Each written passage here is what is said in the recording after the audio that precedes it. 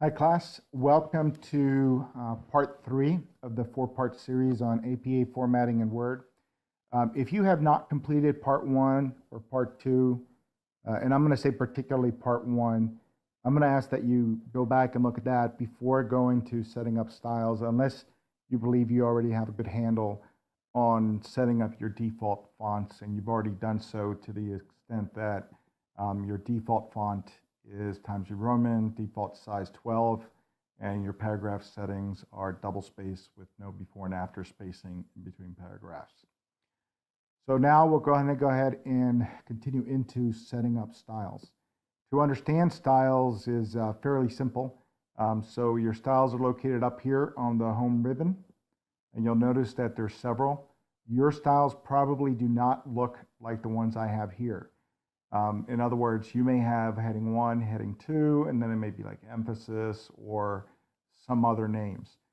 To change that is fairly simple. Under styles, the little recessed box here, if you were to click that box and come down here to where it says manage styles, you would have the option to come in here under recommended, basically select all, hide, and then that would gray everything out, and then you would pick the ones that you want, and then you would show those.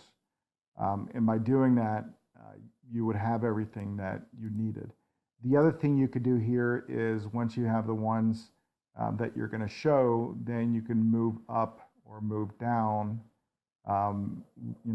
whatever you want here, so that they're in the order that you want. And then you would hit OK.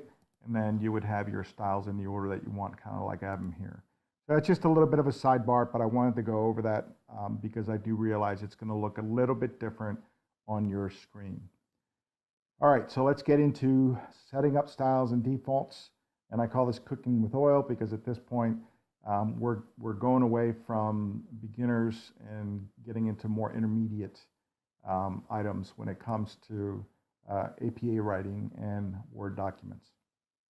Okay, now, so as a heads up, what I've done is I've gone ahead and set up like a template. So I know that my title page is going to contain 3 things: my title, my name, my school. I have it all the way at the top of the page here so that I can show you whereabouts it belongs on the title page. Notice that I have running head, title, subtitle, page 1. My title and subtitle match exactly, and that's because it's less than 50 characters. If it's more than 50 characters, then you're going to want to limit this to the first 50 characters that's down here, or close. You want it to make sense. So if it is let's say this is like 200 characters long, then you would take the first 50 characters and put them up here, or again, you would kind of do it in a way that it would make sense. So oftentimes we refer to that as the short title. So before we begin on my title page, it should not be all the way up here. Good rule of thumb is if you have your double space already set up as your default, all we do is we're going to hit this 5 times. We'll hit enter 5 times, and it'll be in the position that I need it to be in. So we'll go 1, 2, 3, 4, 5. And now I'm just going to zoom out real quick, and you'll see that the title page is more or less where we need it to be on the paper. So all a style is a preset that allows me to change how something looks relatively quick just by applying a style. So for instance, if I wanted this to look like heading 1, I could click heading 1 and it would just format that exactly to where I need it. So I'm just going to undo that for a second. You'll notice that I already have this typed out in the format that I want. And I'd like you to do the same. Set up your template so that your title is centered. It should be that every word in your title down here is capitalized. Just the first letter is capitalized. Whereas in the header, everything is capitalized. If it's not in the correct format, if you'll notice this capital A, little a, lets you change case. So let's say I had it like this, uppercase, but that's not really, this isn't really the way the title should look, I could simply click this case menu here and say capitalize each word. And by doing that, it puts me back into title case, which is really what I need. I can modify styles by either right-clicking and actually hitting modify, and then I have a number of options that I can go through here and work with in order to get it to where I want it to be. I'm going to show you something that's a little bit quicker, a little simpler. What I ask, again, is that you first set up your paper at least the first time around manually. So I wouldn't write out the whole paper, just the portions that you need. So starting with the title, we see that it's centered. We see that there's no emphasis, as in it's not bold, it's not italicized, it's not underlined, it's just centered. If I want my style up here to match what I have here, I'm simply going to right-click. When I right-click the style, I'm going to say update the title to match selection. And as soon as I do that, you'll notice that now the title will automatically go to that. So let's say that these were not in the correct format, and I knew that I wanted to use this. Hey, these should really be in my title style. If I were to click all of them here and I just click title, you'll notice that everything just goes right to the middle, centered, without bold, without italics, which is exactly what I'm looking for. Scrolling down to my abstract, same thing with the abstract. I'm just going to go ahead and hit title just so that I know that it's all in the correct format. The other good thing about getting everything marked by the correct style is that if you ever do have to put in a table of contents, or if you realize that, hey, I did all of my headings wrong, all I have to do is fix one and they'll all be fixed throughout the paper. If you take a look at my text, you'll notice that it's in normal.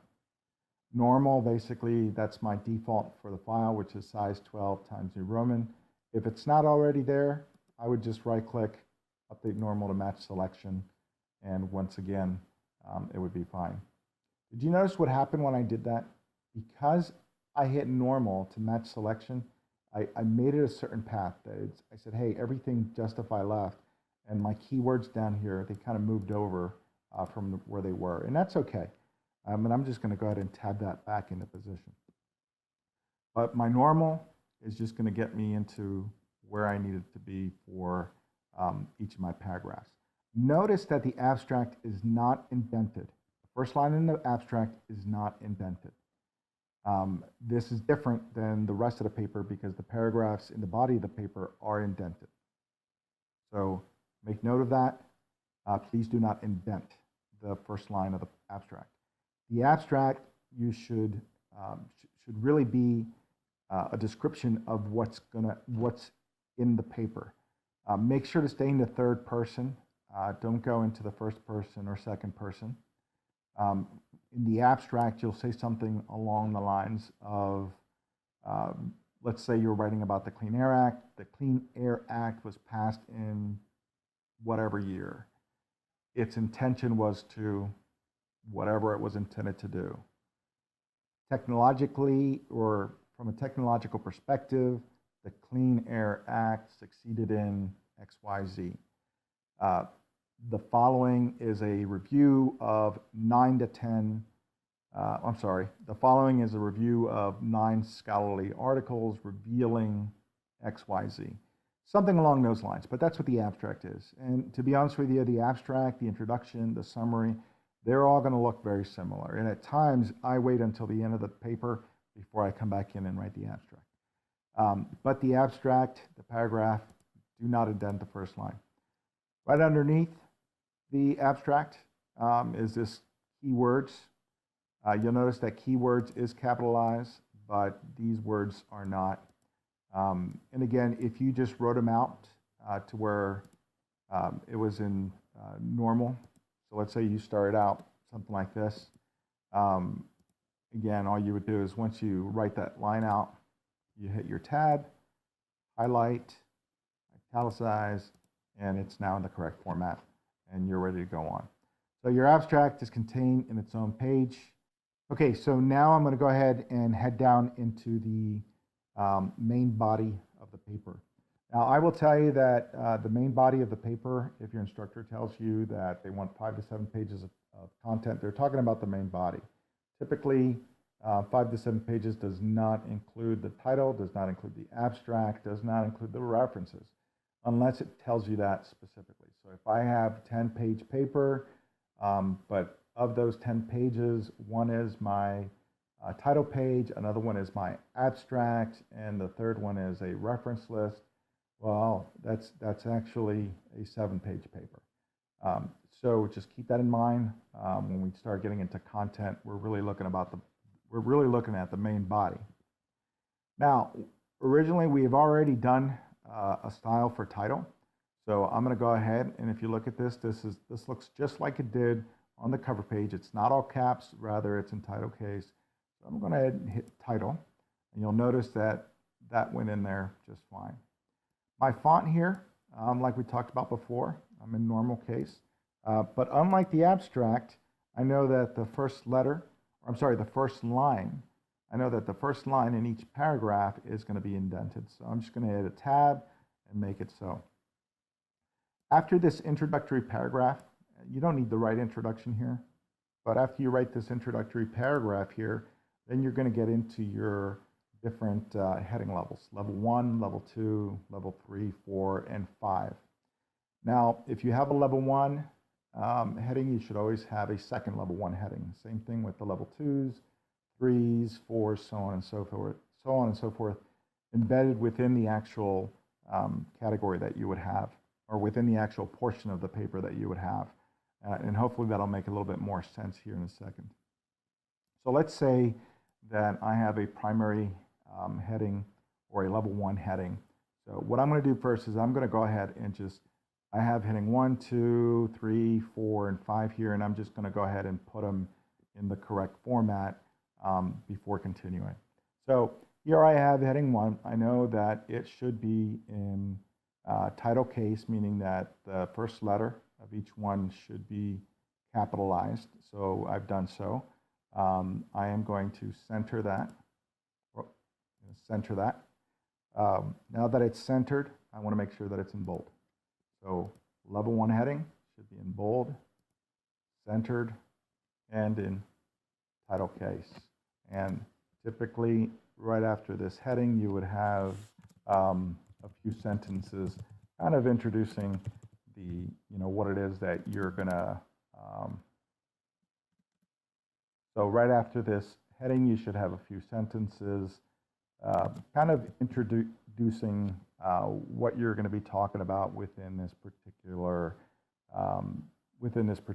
heading section, if you will. So, and typically, good rule of thumb is that you're not going to want any fewer than 3 sentences, if you will, per paragraph. So just a 3-sentence description of what's coming down the pike here. Don't actually write heading. Again, you would just call this what it is. So let's say we are starting with technological advancements. You could have technological advancements, and you would have another heading 1 lower on that talks about unintended consequences, so on and so forth. But again, you do them in pairs.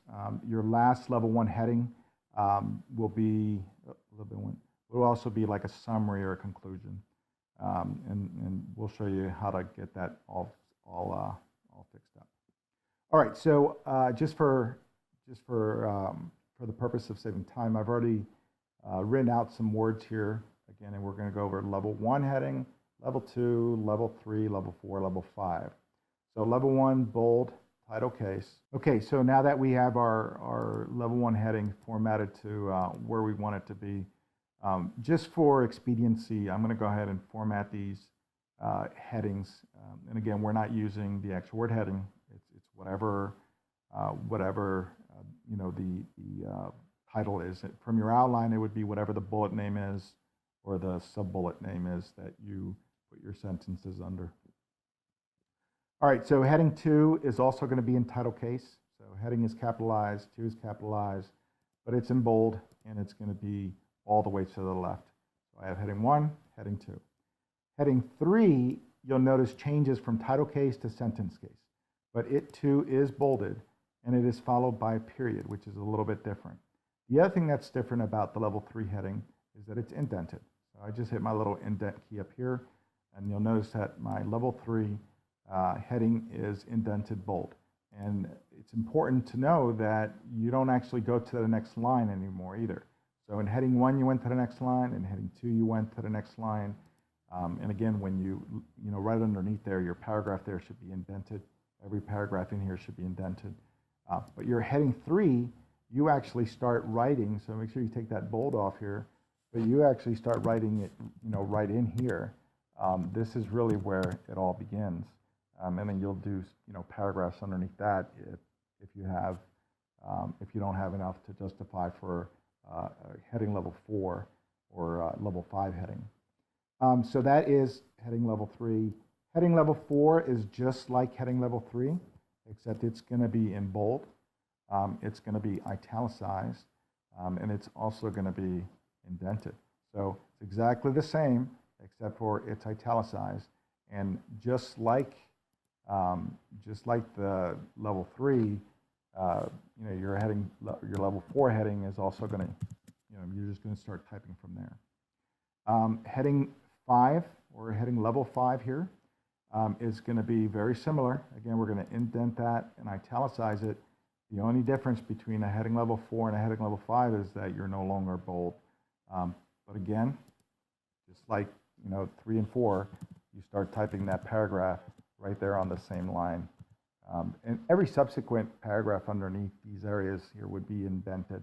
It's only whenever you start using these. So now that we have these first 5, and APA really only uses 1, I want to assign a style to them. And we talked a little bit about what we can do to styles. So the first thing I want to do though is I want to make heading 1, I want it to match this centered bold emphasis. So I'm going to go ahead and right click on heading 1, and I'm going to hit update heading 1 to match selection. I'm going to do the same thing for heading 2. Right click on heading 2, update heading 2 to match selection.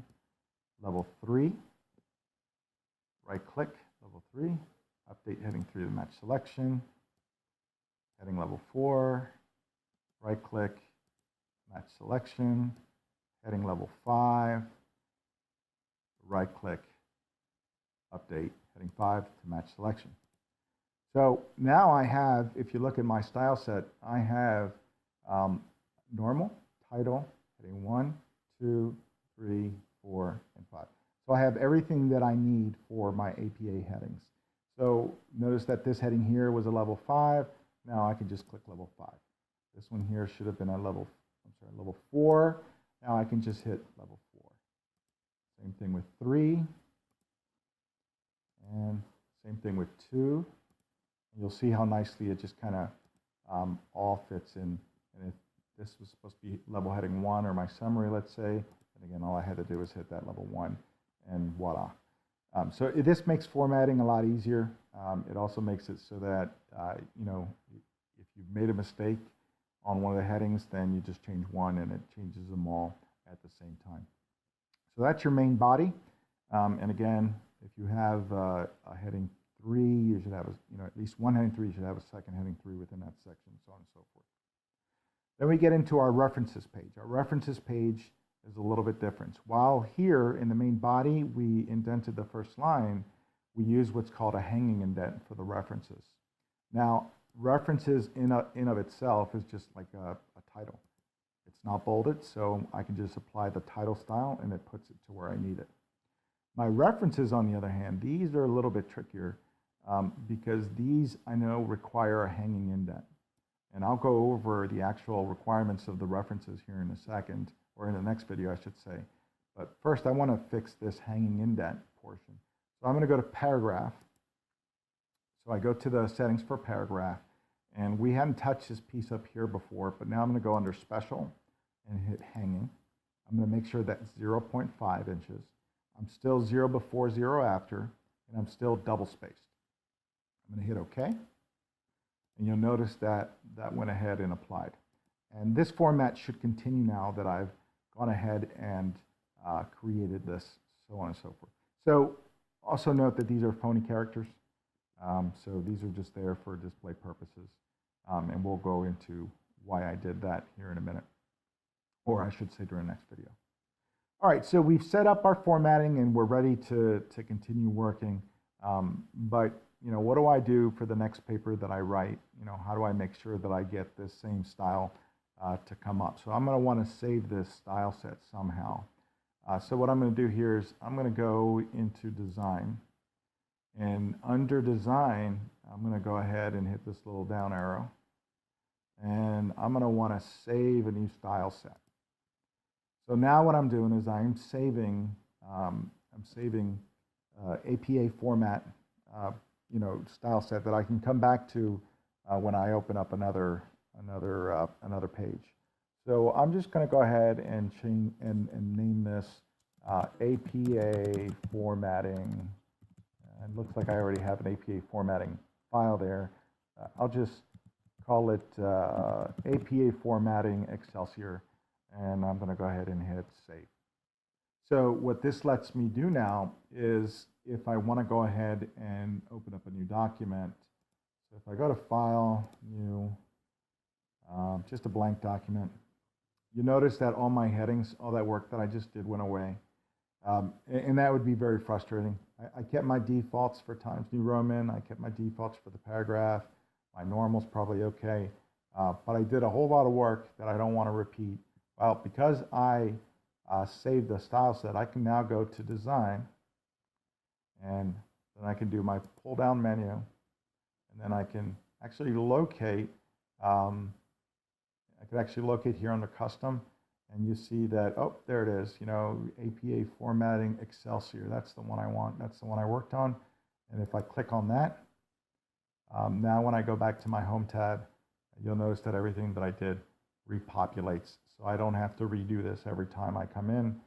So the first time it's a little bit of work, but after that, it should be pretty simple. So that wraps up the second part of the series, and this is kind of funny because it actually, because of what I talked about with formatting, it actually changed what this looked like, and it applied the formatting styles. But we already knew that these first three here were done, so I'm just going to go ahead and strike those out, and we just finished setting up style and defaults, so I'm going to go ahead and cross that out as well. And when we come back, we're going to get into citing sources and talking about the basic rules.